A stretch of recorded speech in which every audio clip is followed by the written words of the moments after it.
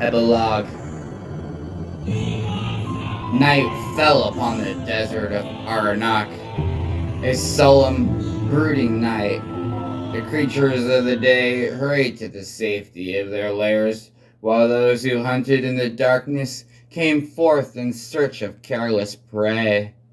And from beneath the sand slowly emerged a monstrous form, one that would have sent maggots, scarabs, and vulture demons fleeing in mindless panic. Mandibles snapped open and closed several times, and bulbous yellow orbs that glowed faintly in the darkness carefully pursued the unyielding landscape, searching, somewhat fearfully. Zazax rose unsteadily, a pool of brackish black fluids underneath him. The wound caused by the necromancer's dagger refused to be healed by his power, and the mantis knew that he could not yet petition his lord Belial to help him. By this time Belial would know of his failure, and, worse, the decimation of the infernal horde summoned to aid General Malevolent. The mantis had sensed the terrible spell being cast even as he had fled. Who had been responsible for it he could only guess, but it had meant the certain end for the most of the lesser demons.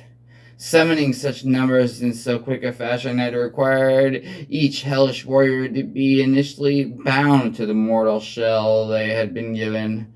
With the passing of time, even as little as a month, they would have grown more adapted to this plane, been able to fully cast off the husks. This new spell, though, had torn them free from their earthly acres far too soon. Only the strongest would survive the extraordinary forces unleashed by the abrupt separation. In human terms, it would have been akin to removing a baby from the womb more than a month before its proper birth time. Only the strongest would survive. The few survivors would be condemned to wander Aranak without any guidance, unable to return to hell without any aid. Unlike Zazax, most of these demons had lacked sense enough to plan beyond the moment. Belial had relied on his lieutenant for their guidance. In that lay the mantis's only hope for redemption. His dark lord might forgive him if Zazax managed to gather those who remained and sent them back to hell. For that the demon would need another human dupe capable of sorcery. But there were always plenty of those. Of more immediate importance, however, was the necessity of finding prey of his own, something to provide the energy he needed to combat his wound. The mantis would have preferred a nice, ripe merchant camped out for the night, but at this point anything he could catch would do. Nervously, the demon moved about on the sand. The cursed necromancer's spell still lingered, albeit with less influence than before. Illusions of angels and other fearful sights on occasion materialized before Zazax, but with effort each time he managed to fight off the urge to flee. When he regained his strength, recovered from his wounds, the mantis would find Nork Vizeran and the female. He would impale each, making certain that they lived, then slowly work on peeling the flesh from one, then the other. After that, Zazax would devour them slowly, savoring each bloody morsel. Zazax! He froze, waves of fear seeking to wash over him. Damn that human spell! Would the last vestiges of it never fade away? How many illusions, how many whispering voices would the demon have to suffer before it all stopped? Smelled you from afar. Knew you immediately. The giant mantis looked around, but saw nothing.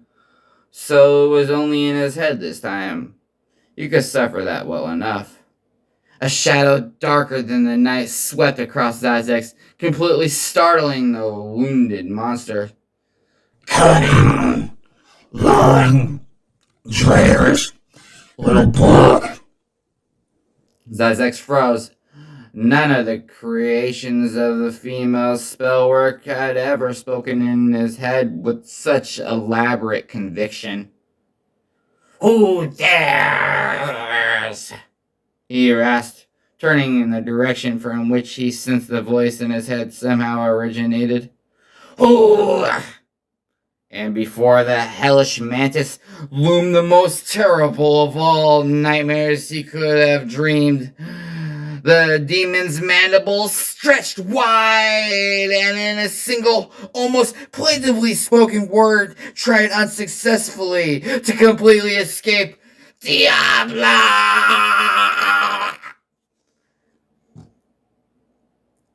A scream punctuated the stillness of the nighttime desert.